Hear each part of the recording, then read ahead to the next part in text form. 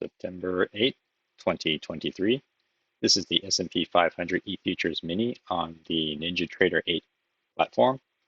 This is what the chart looked like today. There was no economic data that came out, so nothing to really move the market. What was interesting though is there was some good volume, but the volatility and price action was very slow.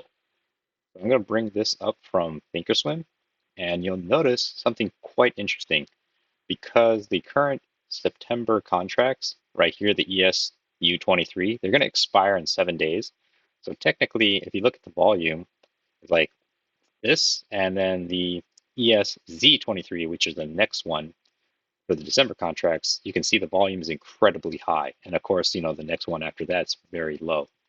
Typically what happens is when this is about to roll over a week before, you're going to see a lot of increasing volume on the next quarter's contracts. So that's contributing to kind of the choppy price action today, because you can tell it's almost like half the volume is already trading on the new contracts. And next week, I think most people will switch over to this new contract. But what's happening today, I suspect, is there are a lot of larger institutions and traders that might be having positions that they have to get out of, because once it expires, they have to roll it to the next one. And so any kind of price action that you get could be very choppy as they're rolling from the September quarter over to the new quarter that's going to start picking up where all the contracts are. So as you can see, price actually kind of looked like a gigantic, well, kind of like a big A. You could argue it's in a range. It's a very choppy range. And in total, when I was looking for setups, it was kind of, I guess, tricky today. It was very choppy, and price action overall was very ugly. I took a total of 4 trades today. The first 2 trades lost, and when I lost, they kind of happened in a matter of about 4 to 5 minutes. I knew I was probably not reading the charts correctly, or I was getting impatient.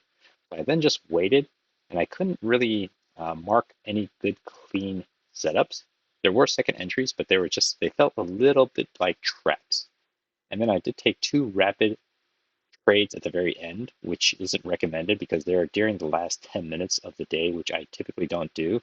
But well, I don't think I ever do, but until today, I took the trades, I lost the first one, and then I immediately reversed the trade because I was thinking it was going to go the other direction. Well, I take that back. Actually, I think they're both long positions. The first one failed, and then the second one set up a little cleaner.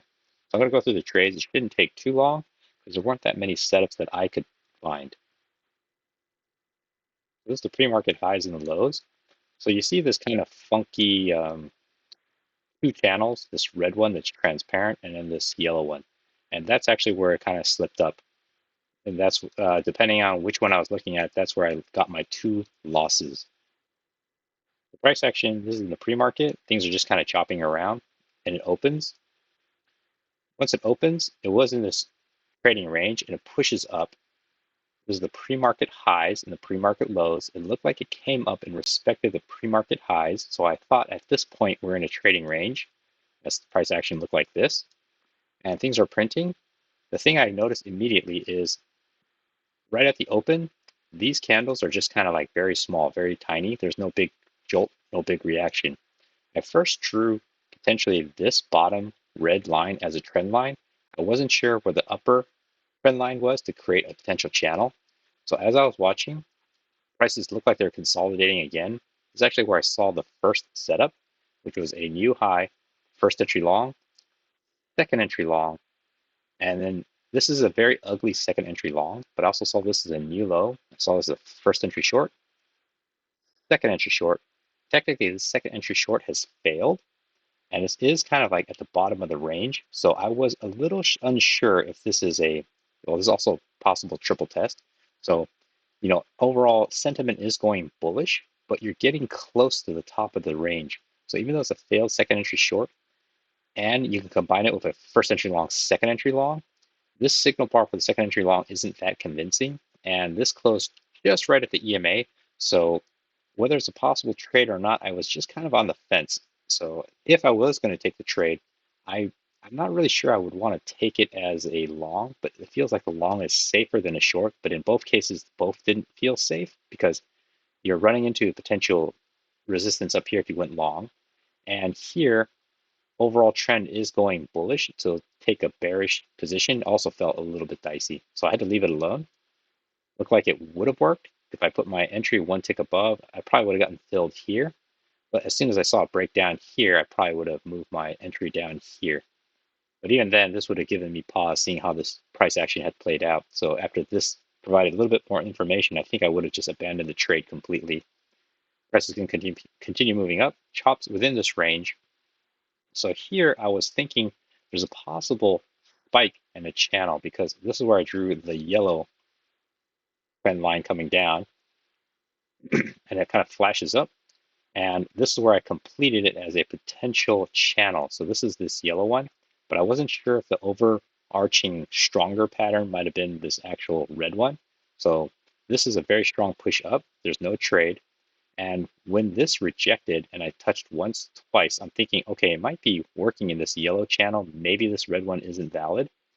Comes up, chops around, creates and breaks this and creates a new high. So at this point, when it touches here, I'm very, very pretty much thinking it's a spike in a channel of this yellow channel because it touched once, twice, three times. And at the bottom, this is a pretty good strong support, and I would say like this is the third touch. So I was playing this yellow channel, not discounting the possibility that price action could still be in this big red one. So that's kind of this holding of dual ideas is actually what got me in trouble, as you're going to find out. So it creates an overshoot, comes back down, and here, this is actually where I take my first trade. I saw this as a new high. I saw this as a first entry long. Comes back, this is a doji candle.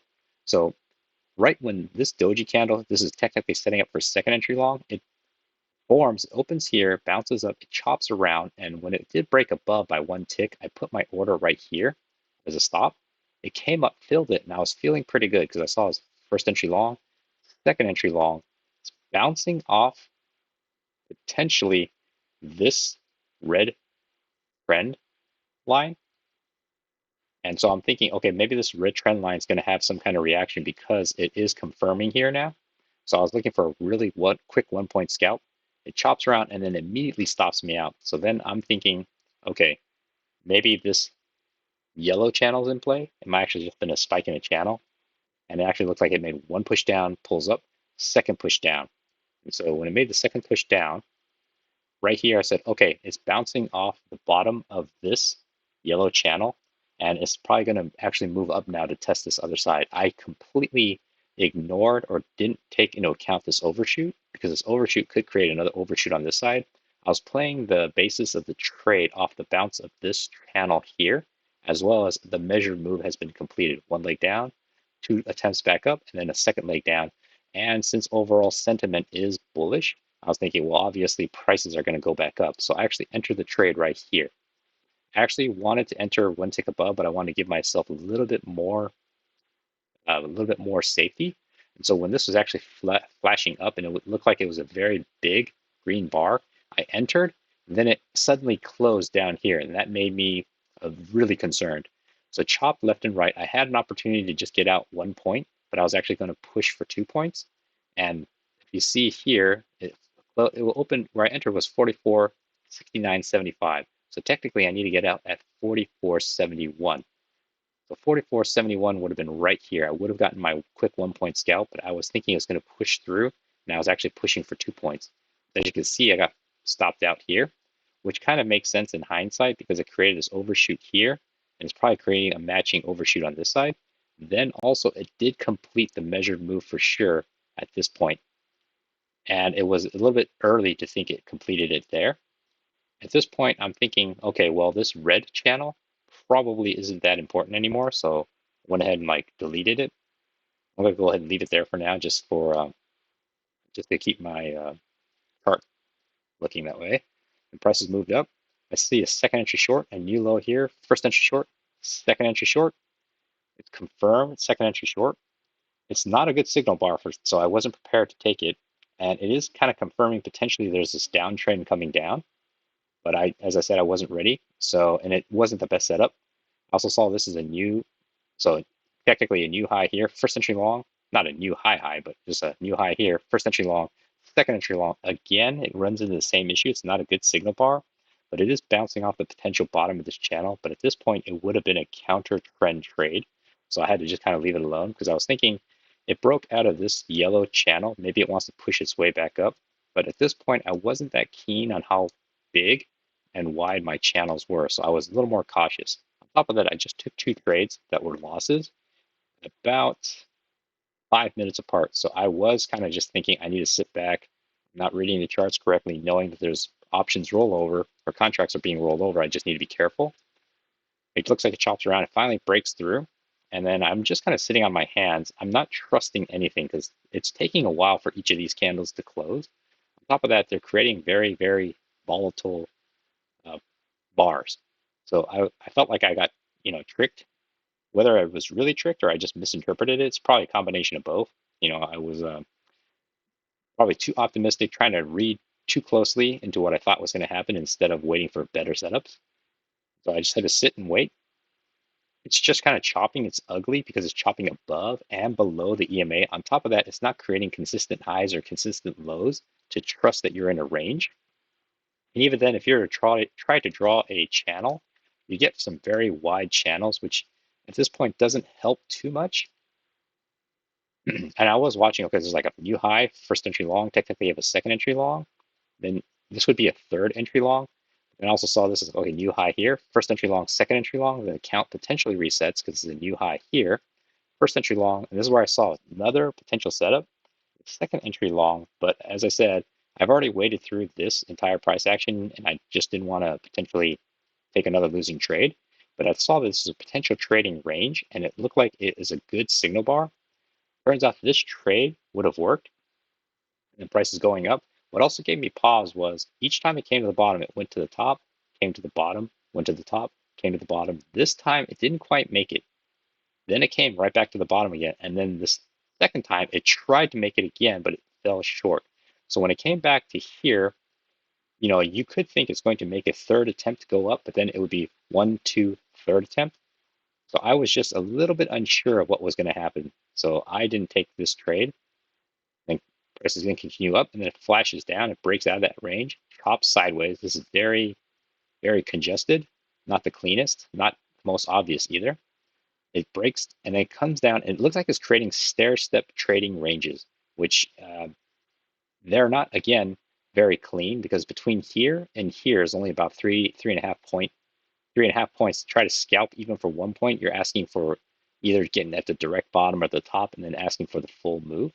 And so it just didn't offer good price action at that point. Then prices continue moving up. This is actually where I am. This is very, very end of the day, which I don't recommend. And I usually never do this. And I was just surprised I did it. What I saw here was I saw this as a push up, comes back down, and it looks like it was kind of bottoming out here. And so what I did was I actually saw this as a new low here. So first entry short goes all the way up, second entry short. On the second entry short, it failed. So I said, okay, EMA is flattening. It's breaking outside of this range. And this could actually be a failed breakout pullback, and it actually continues up. So I actually entered 1 tick above right here. Right when on the engulfing, I didn't wait for it to close, which I should have. I entered 1 tick above. It came down and stopped me out. But I noticed it came down. It looked like it was a trap. It stopped me out and then closed very bullish again. So I said, okay, this also looks like a first entry long setting up for a second entry long. So here I took my second entry long right at the highs because I coupled it with the first entry short, second entry short failure, but then the failure failed, which is kind of funny. And it kind of went back down, but I saw this as a trap because it just went down a couple ticks, took out anybody that had stops, which was me, and then went right back up. So I actually entered right here, and I felt like if this, since this is the last 5 minutes, and from experience and from what I've seen, the last 5 minutes can get pretty choppy. I went ahead and entered, it went up, and I immediately moved my stop 1 tick below this guy, and I was just looking to just try to climb this up as much as I can because this is kind of toward the end of the day. And then when I actually moved it up to here, I actually got stopped out. So moved it up to here, it flashed down, stopped me out, and I was able to get about, let's see, 2.5 points, which is a little bit more than 2. Then it looked like it kind of continued up, but then this is getting very, very close to the end of the day. So I just wanted to make, well, I was happy that the trade worked out, but in the end, this was kind of like these trades likely shouldn't have happened because it's just too close to the end of the day. Any potential further losses, would have just been even worse. I already lost twice. I should have called it a day, and I pretty much did. I was just staring at this for the rest of the day. Didn't see anything super clean. And then here I just kind of decided, well, I think there's a setup here. And I knew toward the end of the day, price action would speed up. And it also increases the risk, though. And then I took a third loss and then immediately took the fourth entry, and that actually got a win off of that one. So it's a rather interesting day. Uh, it wasn't easy, in my opinion. It wasn't an easy day because it was just like a roller coaster. Things are above and below the EMA. During the first half, I got fooled because I think I have too many channels here, which I should have just stuck with one and then adjusted it afterwards and not try to keep both in play and thinking about, well, I have a tendency to keep both in play just because I wasn't sure this red one was a dominating one. It didn't violate or fail till here. And then later I thought it was a spike in a channel. I think just with more experience, I'll be able to decipher whether it really is a spike in a channel or just a big channel up.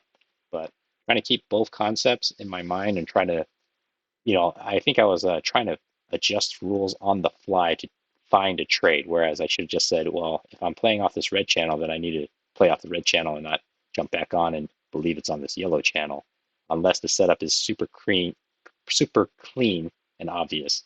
So the interesting day wasn't the easiest. And I think on Monday potentially could be the same because that's when more people will shift over to the December contracts, which is this guy. You'll see the volume flip. You'll see more volume on this as opposed to this. And then all the way till Friday, this will die out. And then the Monday after that, they'll just be all trading here. This top line will go away. And the whole cycle starts all over again. So hopefully that was helpful.